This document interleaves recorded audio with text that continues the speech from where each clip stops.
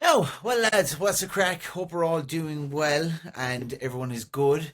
So, we had one for the Zoom session earlier. So, I just said, look, we'll do a one to one while we're at it and we can record the mindset meditation video afterwards. So, here's a presentation that we're going to go through for week 2 of the Break the Cycle sessions.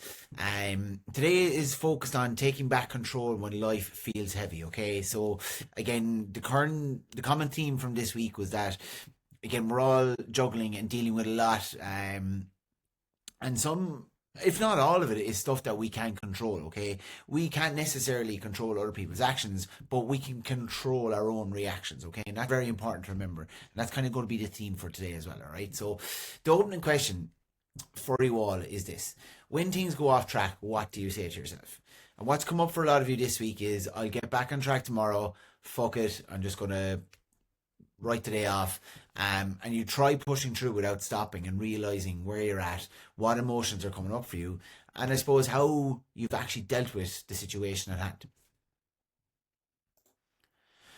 And what's really going on? I suppose when you think about it, like, you feel like you're just on autopilot. You're just going through the motions. It's day by day. You're not actually sensing and I suppose realizing what's coming up for you, and you're losing control while your routine is changing, but you don't realize it, and you're letting stress lead the day.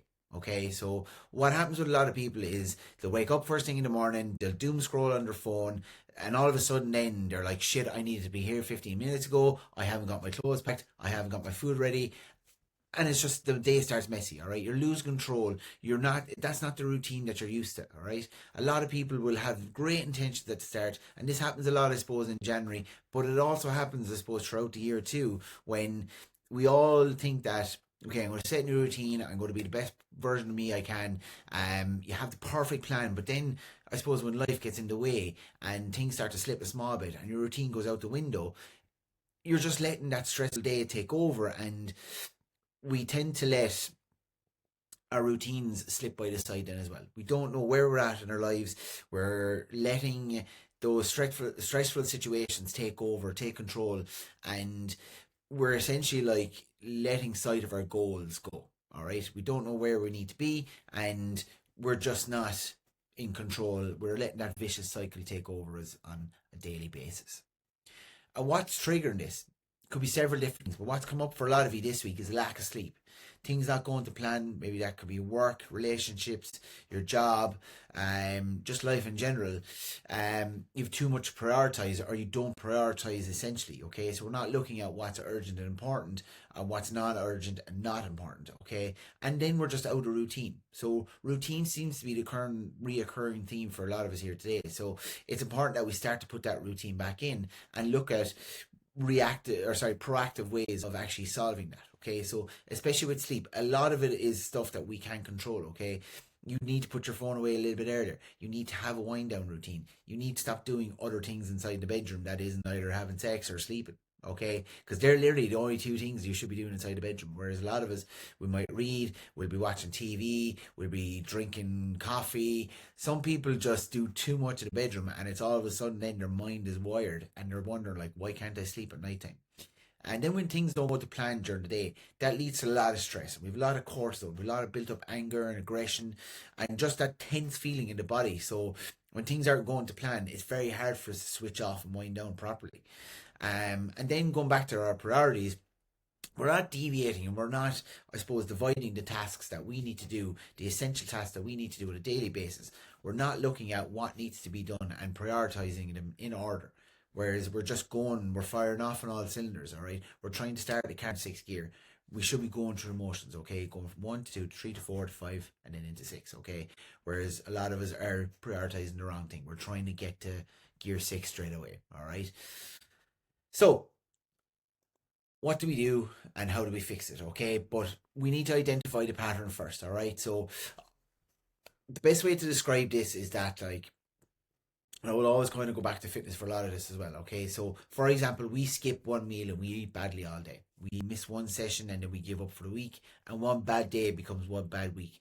It just turns into that vicious cycle. So it starts off with a trigger, we end up getting stressed, we end up going into autopilot instead of reverting back to the routine and the ways that we were used to, And then all of a sudden we have a poor decision and we lead into regret. And it just keeps going in that vicious pattern, that vicious cycle the whole time. All right.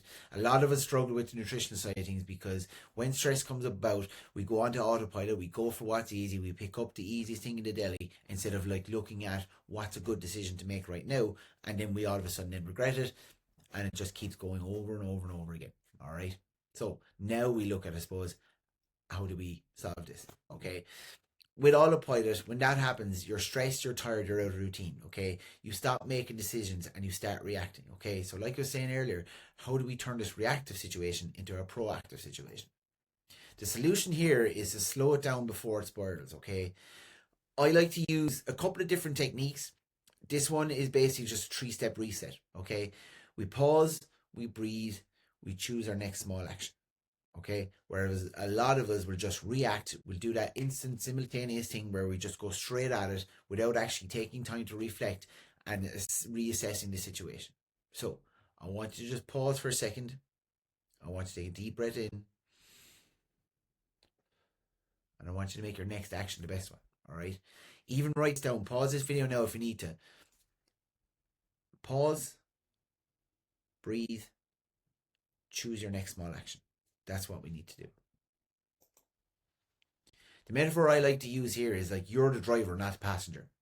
There's nobody pushing you into making these bad decisions. You're the one that's leading it. Because when stress takes over, it can feel like your mind is driving. And this week is about taking back the wheel, taking the wheel back. All right? So you are the driver, not the passenger. You're in control, not the person beside you. So that old mindset shift will be tailored around I've ruined the day. I'll start again tomorrow. But what I want you to think now, coming out of this, is one small moment does not define the day. So even after you've got into the situation where we have that little bit of regret, okay, it's still important that our next decision, okay, is going to be a good one. All right. One small moment does not define your day. One small action can bring you back to control. All right. You don't need to let that spiral continuously. All right. You don't need to be the hamster on the wheel. Pull that hamster off you and make him stop. Okay. So going forward, I want you to do this. Okay. When you start to feel stressed or overwhelmed, I want you to take 5 deep breaths in. All right. And remove yourself from the room if you need to.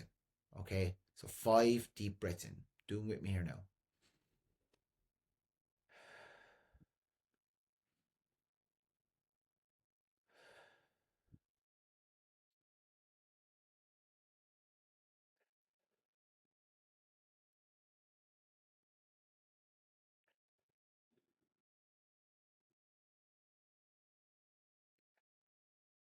I want you to ask yourself, what is the next best decision I can make? You don't need to fix everything. You will need to take the next best step. Okay. So, what I want you to do, guys, before you leave this, all right, I want you to write down what's your biggest trigger. Okay. What's the one thing that sets you off? All right. So, go back to it. What's your biggest trigger? What do you usually do? All right. Is it your routine is out of sync? Is it you don't have your clothes prepped in the morning? Is it you don't have your food prepped in the morning? And then all of a sudden the trigger is shit, I forgot. What do you usually do after it? You tend to go to the deli, you tend to make bad decisions. The trigger is that that's the easy choice. Okay? But instead, what I want you to do now is what are you going to do instead? You're going to build your own 3 step reset. Okay? So trigger, response, reward. It's James Clear's Atomic Habits. This is exactly where this has been taken from. Okay? But we're going to switch that around. So instead of what you usually do, the reward or the response, we're going to go, we need to change that. Sorry, I didn't realize I'm sticking my middle finger up there. So trigger, response, reward. So it's usually cue, trigger, response, reward. We would need to stop it at the bottom of a cue, really. Okay, but the trigger is that we've forgotten to do something, or we need to change something else. If that makes sense. Okay, we need to identify what we usually do next and what we're going to do instead. All right. So write down your own 3 step reset. Pause this video again if you need to at any stage. Write all these down. So your task this week, for everyone that filled in the type form response sheets, is we're going to pick one way we can improve our sleep. Okay. So again, we got to identify first what's the biggest trigger to the sleep. Okay. What causes us to have bad sleep? What do we usually do? Okay. What's that setback? Work back from the end goal. Okay, your end goal, we'll say for sleep in general, okay, is we want to have 7 to 8 hours of sleep. So when do I need to go to bed? If my wake up time, if I need to get up for work at 6 o'clock in the morning, okay, what's 8 hours back from that? That's 10 a.m. or 10 p.m. Okay, you want to be in bed by at least 9:30. Okay, it takes a little while, obviously, for the body to switch off and wind down.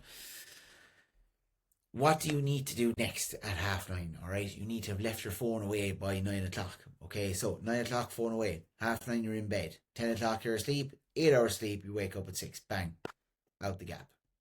Okay, that's one of the best things you can do for your sleep. One way to slow down your mind, so your 5 deep breaths, and one habit that can keep you in control. Okay, so again, going back to what we did earlier, what's the next best decision? Okay, that's keeping you in control.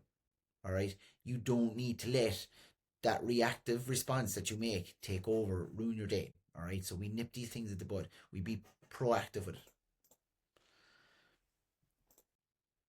So, key takeaways from today's video, guys, is this gets easier when you catch the pattern early. Okay, you identify what it is that's keeping you stuck. You identify the trigger.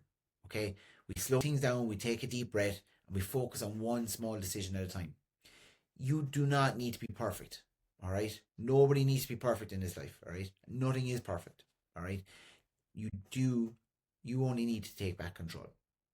Okay, you're in charge. Remember, you're the pilot, not the passenger. Okay. Listen, lads, thanks for watching this. If you've liked it, spread the message, tell a couple of your friends, maybe join next week as well. Hopefully we get a few more if we can. Other than that, have a good one. See you soon.